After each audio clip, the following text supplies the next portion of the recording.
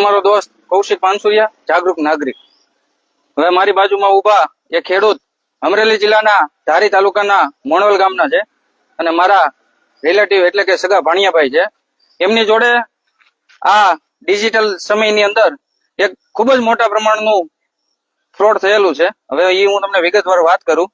પેલા ખેડૂતના મોઢેથી આપણે સાંભળીએ કે આખી ઘટના શું બની। વિપુલભાઈ કયો, તમારી હારે શું ઘટના બની? મારી હારે મારા મોબાઈલમાં નવો મોબાઈલ લીધો છે, એમાં વોટ્સઅપ કોલ આવ્યો હતો। વોટ્સઅપ કોલ મેં ઉપાડ્યો એટલે એમાં પીડીએફ આવી। પીડીએફ ને ટચ કરી એટલે ફોન હેંગ થઈ ગયો। ફોન હેંગ થઈ ગયો પછી રાતે 11 વાગ્યા સુધી પૈસા ઉતર્યા રહ્યા। કેટલા રૂપિયા ગયા છે? 2,44,000 ગયા। આવડી મોટી રકમ એક ખેડૂતના દીકરાની આવડી મોટી રકમ ફ્રોડ થાય છે। એટલે આ સમયમાં આ વિડીયો બનાવવાનું મુખ્ય કારણ એ છે કે જે લોકોને મોબાઈલ ઓછો ફાવે છે એ અજાણ્યા નંબર માંથી કોઈ પણ પીડીએફ આવે, વિડીયો કોલ આવે, ઓડિયો કોલ આવે, કોઈ પણ પ્રકારની ફાઇલ આવે તે ઓપન કરવી નહીં। આવડી મોટી રકમ વહી જાય છે। આ ભાઈ 1 વર્ષની ખેતીની કમાણી એ બેંકમાં પડી હતી, ટેકાના ભાવે માલ વેચવો તો ને બધે પૈસા બેંકમાં આવ્યા હતા, એ એક ઝાટકે 2,44,000 વહી ગયા છે। કાયદાકીય જે કાંઈ પ્રશાસનની કામગીરી કરવાની હોય એ અમે કરી દીધી છે।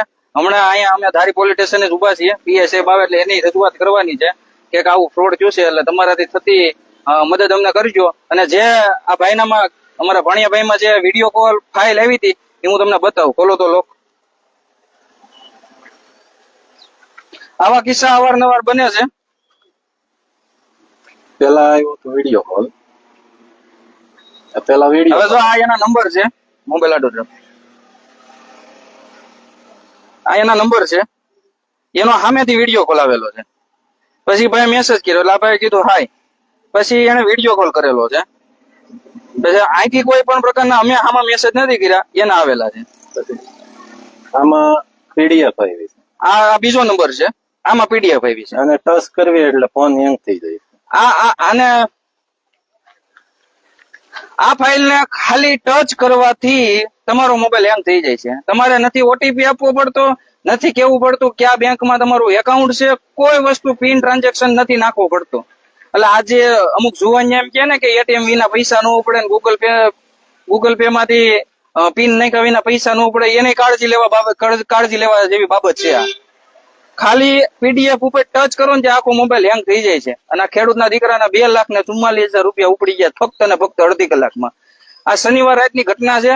અમે જે સરકારના રૂલ્સ પ્રમાણે જ્યાં પણ ફરિયાદ કરવાની હોય ત્યાં કરી દીધી છે। અત્યારે ધારી પીએસએફ એક મિટિંગમાં છે, હમણાં આવે છે એટલે એમની જોડે વાત કરવાની છે, રજૂઆત કરવાની છે। આ ફ્રોડના કિસ્સા દિવસે ને દિવસે વધે છે, માટે જાગૃત બનો। આવી એક ટચ કરવાથી લાખો રૂપિયાની નુકસાની વહી જાય છે। ગુજરાતમાં હરરોજ કિસ્સા આવા બને છે, એટલે હવે આપણે જાગૃત થવાની જરૂર છે। કોઈ પણ અન્ય કોલ માંથી આવે પેલા પૂછવાનું કોણ બોલો, કામ વગર નો હોય, આપને ઓળખતો ન હોય, એનો ફોન રિસીવ નહીં કરવાનો। આવા વિડીયો કોલ આવે તો વિડીયો કોલ સીધા નહીં ઉપાડવાના। આવા ફ્રોડ થતા તમારી અને મારી જેવા યુવાનોને બહાર આવવું જોઈએ। આવા ખેડૂતોને તો વધારામાં ખ્યાલ ન હોય, અને મોટી ઉંમરના લોકો જે મારો વિડીયો જોવે ને એને એક વિનંતી કરું છું કે તમે વોટ્સઅપ નો ઉપયોગ કરો, પણ અજાણ્યા નંબર માંથી કોઈ પણ મેસેજ આવે ને એને રિપ્લાય દેવાનું ટાળો। કારણ કે આજ આ ભાઈ સાથે ફ્રોડ થયું છે, આવતીકાલે તમારી સાથે પણ ફ્રોડ થઈ શકે છે। માટે જાગૃત બનો। આ ભાઈની લડત અમે લડવાના છીએ, જ્યાં પણ જવું પડશે ત્યાં જાયું। કારણ કે આ રકમ ખૂબ મોટી છે, નાના ખેડૂતના દીકરા છે, ખેતી સાથે હીરાના વ્યવસાયમાં પણ કામ કરે છે। એટલે મારી તમને 2 હાથ જોડી વિનંતી છે કે આજ યુવાનો જાગૃત બનો।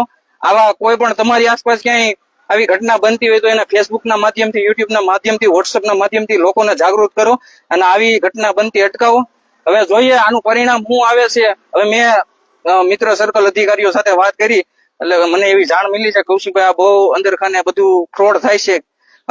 ફ્રોડ બીજાએ કર્યું હોય, પૈસા બીજાના ખાતામાં ગયા હોય, જે વ્યક્તિને ખબર ન હોય એ ખાતામાંથી પૈસાનો વહીવટ થાય છે।